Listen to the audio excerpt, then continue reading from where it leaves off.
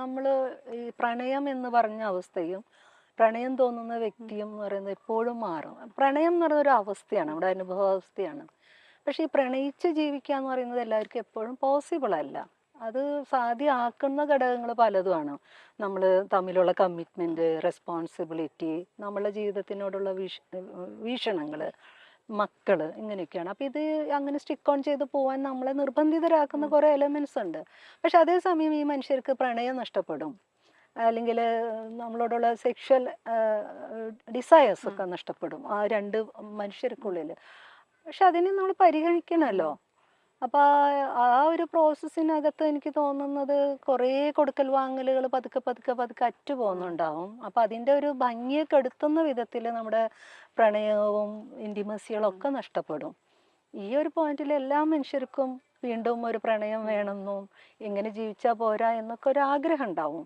അപ്പോൾ നിർഭാഗ്യവശാൽ ഞങ്ങളുടെ ഒരു ദീർഘകാലത്തെ ദാമ്പത്യത്തിൽ അത്തരം പ്രശ്നങ്ങളൊക്കെ ഉണ്ടായി.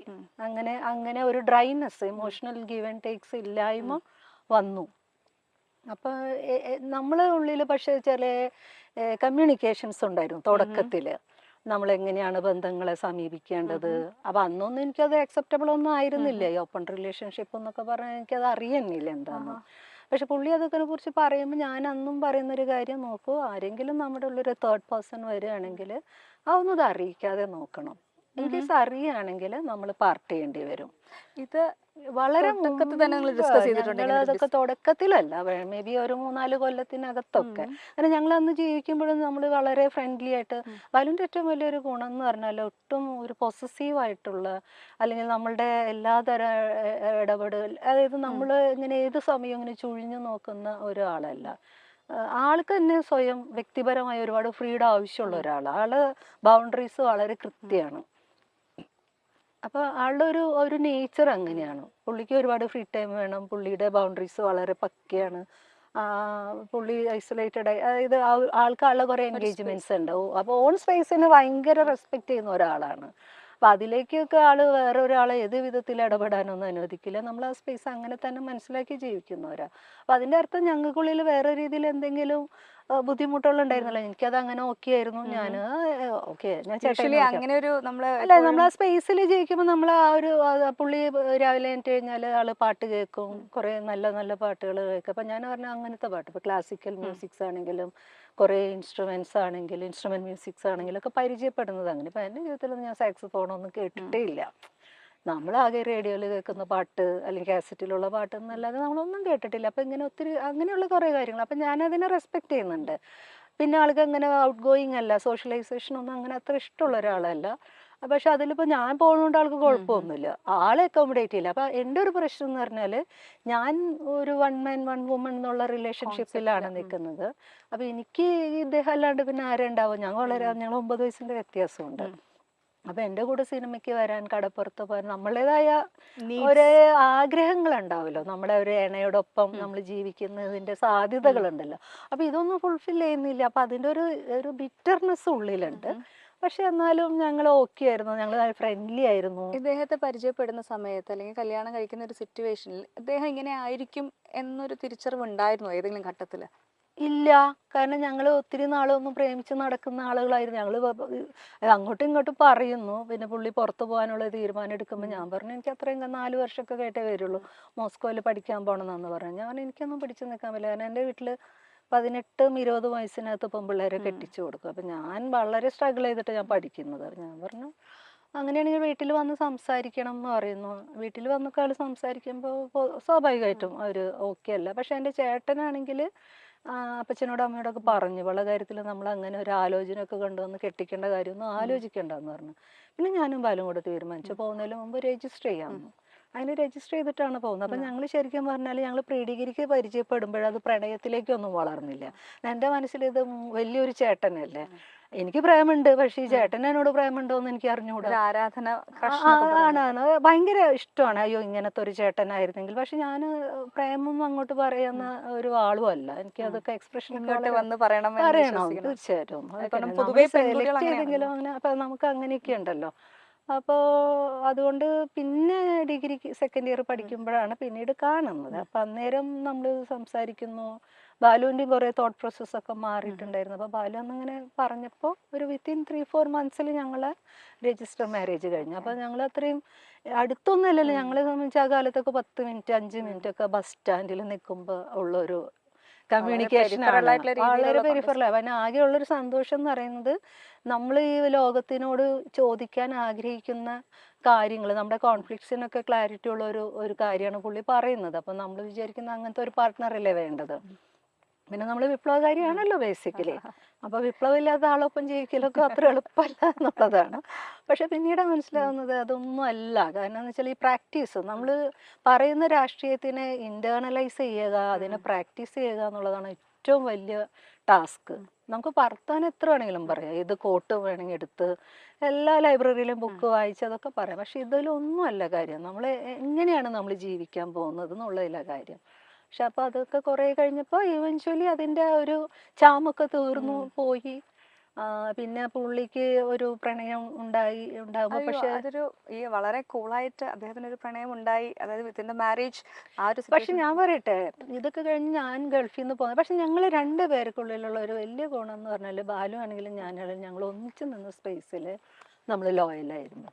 ഞങ്ങൾ അങ്ങോട്ടും ഇങ്ങോട്ടും വേറെ രീതിയിൽ നമുക്കിപ്പോൾ എത്ര മടുപ്പ് തോന്നിയാലും എത്ര തരത്തിലുള്ള ഈർഷ്യകൾ തോന്നിയാലും ഞങ്ങൾ ഒന്നിച്ചുള്ള സ്പേസിൽ ഞങ്ങൾ അങ്ങോട്ടും ഇങ്ങോട്ടും. പക്ഷെ ഞങ്ങൾ രണ്ട് സ്പേസിലേക്ക് വരുന്ന സമയത്താണ് പ്രണയങ്ങളൊക്കെ ഉണ്ടാവുന്നത്.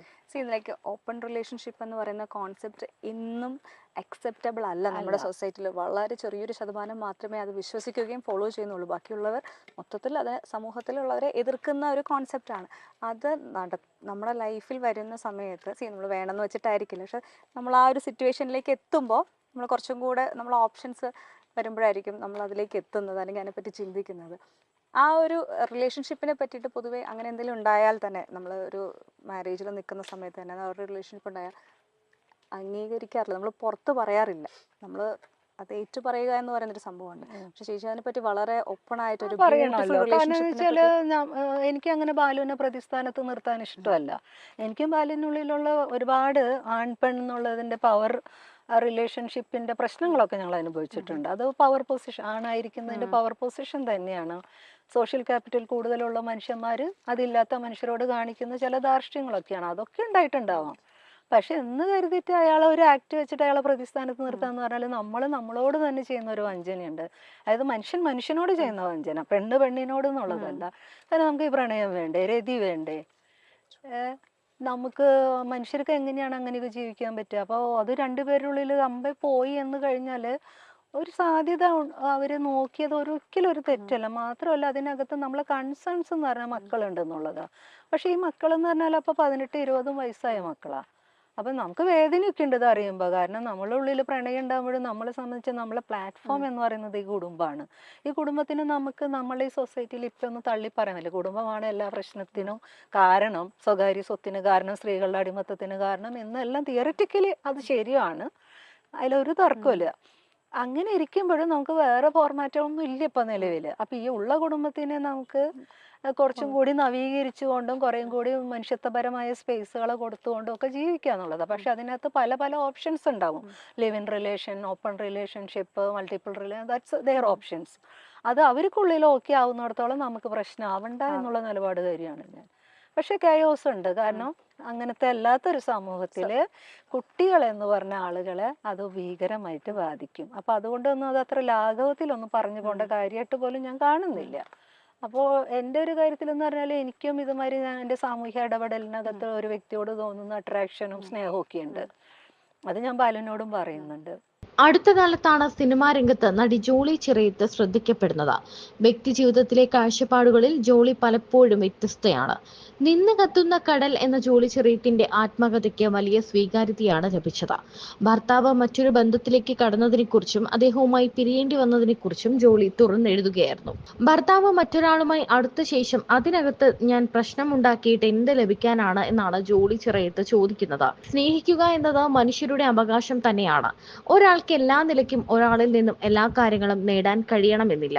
സോഷ്യൽ മൊറാലിറ്റിയിൽ നോക്കുമ്പോൾ അവിഹിതമാണത്. പക്ഷേ കുറച്ചുകൂടി സത്യസന്ധരാകണം. പുള്ളിക്ക് നമുക്കൊപ്പമുള്ള ജീവിതം പറ്റില്ലെന്ന് പറയുന്നു. അവരുടെ കൂടെ ജീവിക്കാനാണ് ആഗ്രഹിക്കുന്നതെന്ന് പറയുമ്പോൾ കേൾക്കുമ്പോൾ സുഖമൊന്നുമില്ല, അസൂയ തോന്നും. കാരണം ഭാര്യയും ഭർത്താവും എന്ന സ്ഥാനത്തിരിക്കുമ്പോൾ നമ്മുടെ അവകാശവും അധികാരവുമാണല്ലോ.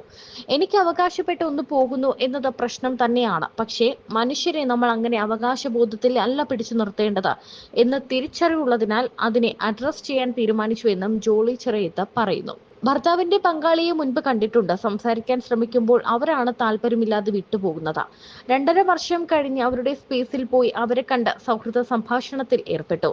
ചായയൊക്കെ കുടിച്ച് വളരെ നോർമലായി പിരിഞ്ഞു. അതോടെ മനസ്സിലെ ഭാരം കുറഞ്ഞു. എനിക്ക് വേറൊരു സ്നേഹത്തിനും ജീവിതത്തിനുമുള്ള സ്പേസ് കൊടുക്കാൻ പറ്റും. അതുകൊണ്ട് കൂടിയാണ് നേരിൽ സംസാരിച്ചതെന്നും ജോളി ചിറയത്ത് പറയുന്നു. ഭർത്താവുമായി പിരിഞ്ഞപ്പോൾ അദ്ദേഹത്തെ അവസാനമായി കെട്ടിപ്പിടിച്ചതിനെ കുറിച്ചും ജോളി ചിറയത്ത് സംസാരിച്ചു. ഞാൻ കമ്പാനിയൻഷിപ്പ് ആഗ്രഹിക്കുന്ന ആളാണ്. ഏറ്റവും കൂടുതൽ എനിക്ക് അങ്ങോട്ട് പ്രണയം തോന്നിയ ആളാണ് അദ്ദേഹം. അത് എക്സ്പ്രസ് ചെയ്യാതെ 3 വർഷത്തിന് ശേഷം അദ്ദേഹം എക്സ്പ്രസ് ചെയ്യപ്പോൾ ആ പ്രണയത്തെ ഏറ്റെടുത്ത ആളാണ് ഞാൻ. എന്റെ ജീവിതത്തിൽ ഞാൻ കാണുകയും തൊടുകയും ചെയ്ത ആദ്യത്തെ പുരുഷനാണ്. അതിനപ്പുറം എന്റെ മക്കളുടെ അച്ഛനാണ്. അയാൾക്ക് മറ്റൊരു ജീവിത പങ്കാളി വന്നതുകൊണ്ട് അതൊന്നും റദ്ദു ചെയ്യേണ്ട കാര്യങ്ങളല്ല. ഇനി ഒരിക്കലും കാണില്ലായിരിക്കും എന്ന് തോന്നിയതിനാലാണ് പിരിയുമ്പോൾ കെട്ടിപ്പിടിച്ചതും കവളത്തുമ്മ വെച്ചതെന്നും ജോളി ചിറയത്ത് പറയുന്നു. മലയാള സിനിമാ രംഗത്തെ ഇപ്പോഴത്തെ വിവാദങ്ങളെക്കുറിച്ചും ജോളി ചിറയത്ത് പറയുന്നുണ്ട്. ഇങ്ങനെ ഒരു മനസ്സുള്ള ഒരു സ്ത്രീ ആയതിൽ ജോളി ചിറയത്ത് അഭിമാനിക്കുന്നു എന്നാണ് എല്ലാവരും പറയുന്നത്. വളരെ ബോധത്തോടെ അല്ലെങ്കിൽ വളരെ പക്വതയോടുകൂടിയാണ് ജോളി ചിറയത്ത് തന്റെ ഭർത്താവിനെ കുറിച്ചും ഭർത്താവിന്റെ മറ്റൊരു പ്രണയത്തെ കുറിച്ചും ഒക്കെ പറയുന്നത്. എത്ര പേർക്ക് അത് ഈ രീതിയിൽ ഉൾക്കൊള്ളാൻ സാധിക്കും എന്ന് പോലും നമുക്ക് അറിയില്ല.